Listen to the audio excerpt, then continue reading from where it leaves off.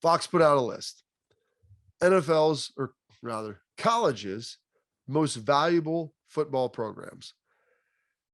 We'll rattle off the list quickly. You've got A&M or in Texas sitting there at the top at $147 million a piece. You've got Michigan coming in third at 139, Bama at fourth at 134, Ohio State at fifth at 132 million. So that's the top five.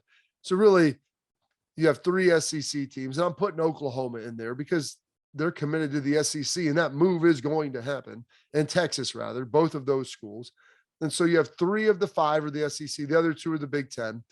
Then you have, that's six. You have Oklahoma coming in with 129 million, Georgia at $125, Notre Dame at 120, Florida at 117, and Auburn at 117.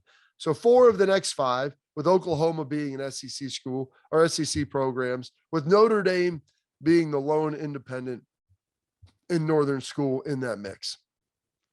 Ohio State, Michigan, Notre Dame, and then seven essentially SEC programs.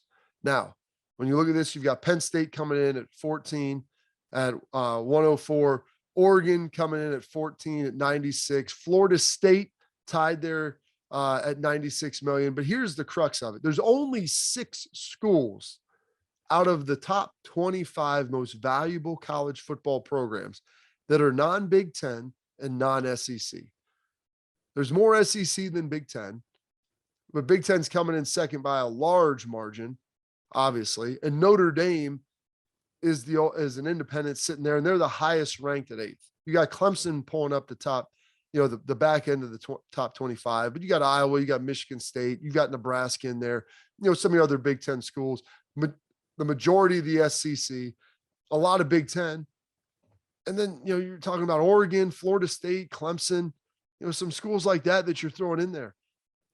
College football, the consolidation of power has shifted to the Midwest into the Southeastern Conference. It's where the population base is in the Midwest that cares about football. And there's a massive GSF, a give a crap factor about football in the SEC. And that's the reality of it. And that's how it is. And so that's what we're dealing with right now.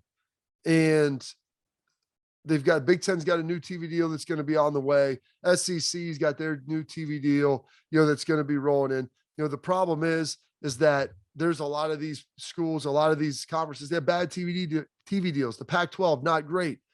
ACC's decent, but it's not great. And as the years go by, more and more money pouring in. When you're having schools that are getting 70, 80, $90 million, somewhere in that range, in the Big Ten and SEC, and everybody else is getting, in the 30s or 20s, the gap is only going to get wider.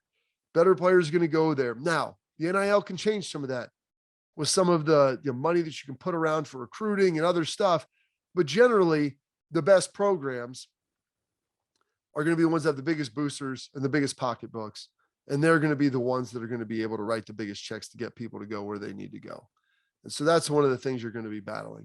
But I thought that was interesting that Fox put that out, and you just start going through and counting and checking the list and what it is. I mean, it's a scary prospect if you're in one of those other conferences, knowing that the gap is only going to expand.